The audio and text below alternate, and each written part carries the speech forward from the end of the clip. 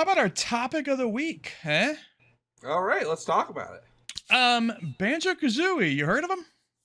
I remember a little game series called Banjo Kazooie that I really enjoyed as a kid. I really love those games. I never really played much of them. Honestly, they just at that time were not super appealing to me.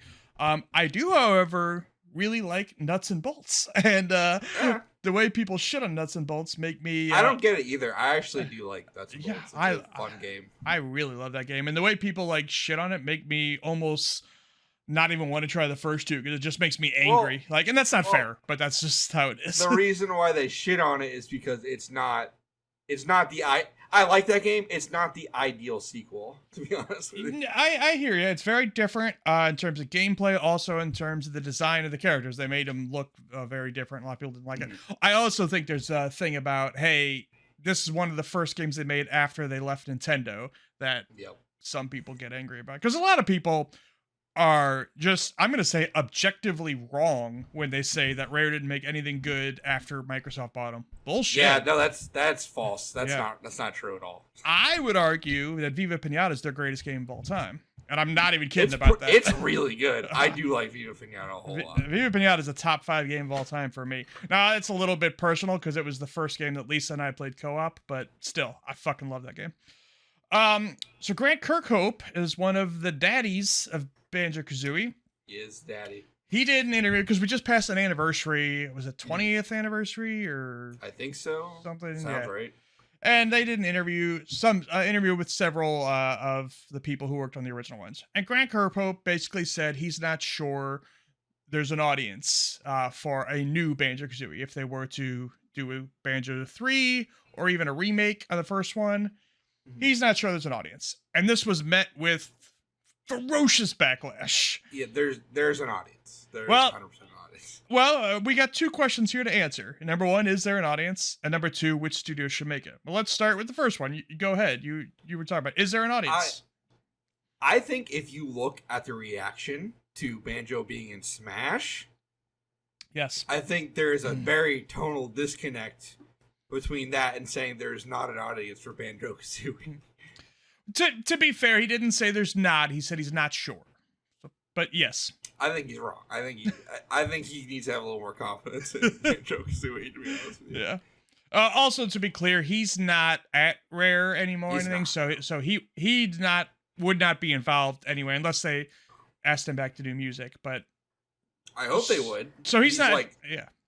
He's the central puzzle piece for that game, and he's still doing great stuff. He did the Mario and Rabbids games. That guy has got good music. Yeah, he sure does. I agree. I think, I mean, of course, obviously it's going to come down to quality, right? Now, something that does concern me though a little bit. They did Crash Bandicoot, the trilogy remake, and it blew the fuck up. Did huge numbers, but then they did Crash 4. And it did not do very well. It kind of tanked. Even though it's actually a good game from what I'm told. I've played a lot of Crash 4 and it's actually pretty dope. Yeah.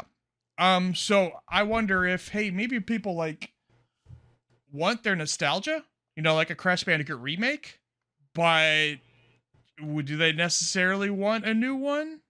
I don't think that maybe in the style of the old one would work very well. I feel like you'd have to kind of find a healthy middle ground. Yeah. To make it fresh. To be honest with you, I think if they just came out and said, "Hey, we're making Banjo 3," and and they're like, "Oh, Double Fine helped us make it," or something like that. Sure. And it was that would be different. But I think the collectathon, I don't think would work very well in a modern kind of audience. Yeah. At least critically, I'm sure people would love it if they a new Banjo 3E game came out. It just wouldn't review well. I feel like that's genuinely what would be the case. Right. Yeah. I don't think you're necessarily wrong. Mario Odyssey was a collectathon, but it's Mario number one. He gets that has a lot of production value in it too. Yeah, absolutely. I think Rare could do it, but not. Well, I mean, Rare, I think we could count out. Like, they seem not. It's not the same team. That's right. the problem. It's not the same team. They don't seem interested in going back to any of their old franchises. Really. Yeah, I think that's fine because I really like Sea of Thieves, and like I'd like to see them do weird stuff like that. Absolutely, so. and I still want to know what Everwild's going to be. I do too. I love the pitch of it being a game with no combat. Like, I think it's interesting. They do like to oversee other people doing their old games, like Battletoads, Killer Instinct. Actually, the one thing before we get on to that studio question, is there an audience for this on Xbox? Maybe more specific, because I know there's some dreamers out there who say, "Oh, they should also release it on Switch." That's not going to happen. Those days are over. Like, I know they did Ori, but that was a special case. Number one, they don't own that studio, Moon Studios, and like. That guy, I forget the guy's name, the director of Ori who owns Moon Studios, who's kind of a douchebag, it sounds like, from that report like a year and a half ago. He kind of came out and said, like, hey, that didn't come easy, that didn't come cheap. Like, we had to really negotiate hard with Microsoft. And since then, like, Phil Spencer's kind of came out and almost sounded like he regrets putting Ori out on Switch a little bit. Like, those days are over. Like, besides Minecraft and Call of Duty, that shit ain't happening. So it would just be Xbox, PC, and the cloud. You know, is that going to be enough? I think probably so. Xbox does need some family-friendly franchises. They do.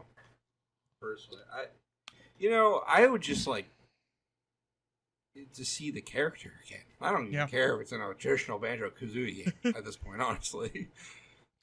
Well, let's talk studios. It's not going to be Rare themselves. Rare might oversee it.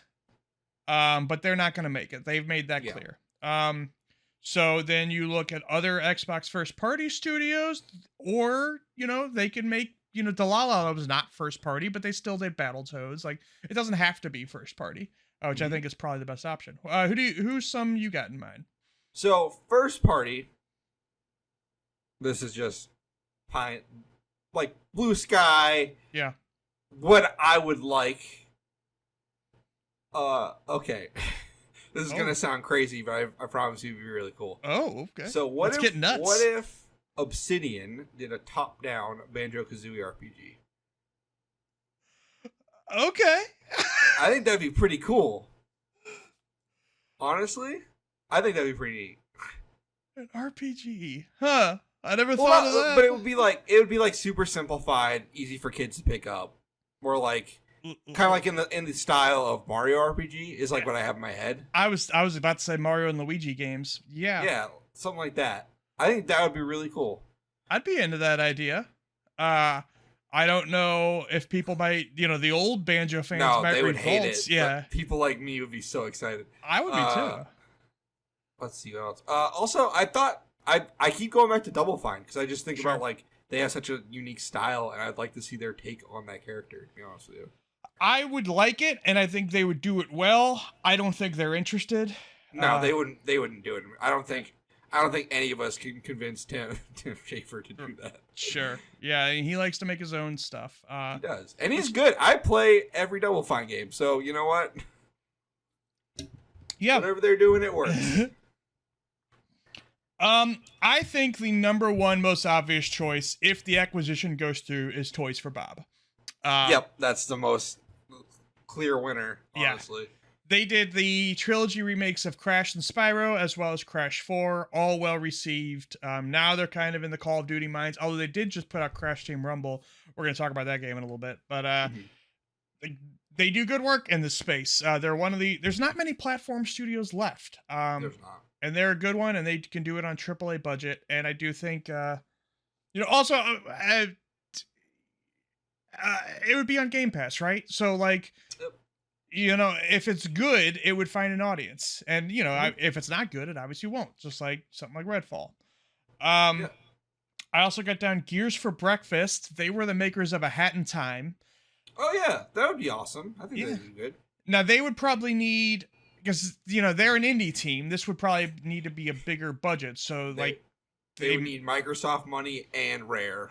Yes, they would need that money. Honestly, I feel like they might need to announce, hey, we're buying Gears for Breakfast and putting them on Banjo Kazooie at the same time. But maybe not. Maybe they could just pump money into them without buying them.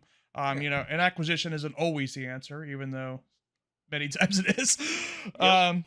Saber Interactive, they made Sackboy: A Big Adventure. Yeah, I can see that. I don't know yeah. how much I enjoy it, to be honest with you. No?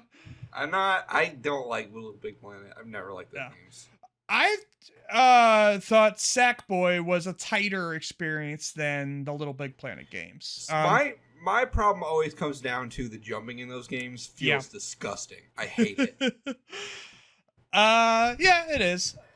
I mean, it's loose, but I think that kind of comes along with the fact that it's also a level creator, which Banjo would not be.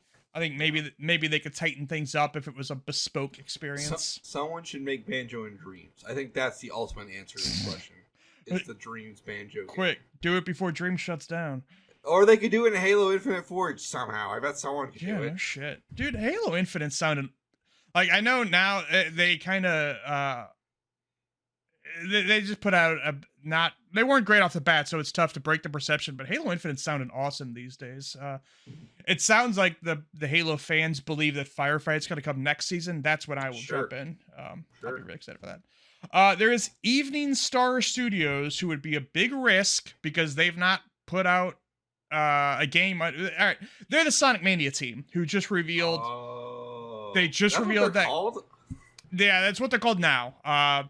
They weren't called that when they put out Sonic Mania, but now they revealed that game Penny's Big Breakaway, which is that thing. That thing looks cool. Yeah, that's the Sonic Mania people, and now their name's Evening Star Studios. Like, they're gonna be a risk because, like I said, Penny's Big Breakaway is their first 3D platformer. Sonic Mania is obviously 2D. So we don't really know. Hey, maybe it'll end up being terrible, but it looks cool. It looks cool as hell. I mean, it'll be cool to look at. Yeah. And then finally, the last one, of course, is Platonic. Yeah. I don't know. Yeah, I was gonna say, it seems like Yooka-Laylee was a letdown to a lot of people. Yeah. However, the second one was 2D, and that was much better received. That game's fun. I like that game. Yeah, the 2D Yooka-Laylee, Impossible... What the hell is it called? Possible Lair? Implausible Lair, I think so. Yeah. It's called.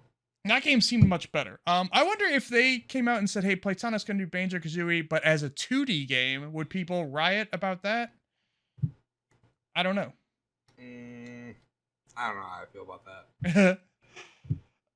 But they are obviously a lot of Banjo Kazooie vets. I don't know. Maybe they could do better on their next time around. Who knows? Sure. But those are all some options. I think Toys for Bob is the number one option if they could grab them. And I think that's what'll probably happen. If that acquisition goes through, I think that's the first call Microsoft makes. Is, hey, get to work on Banjo.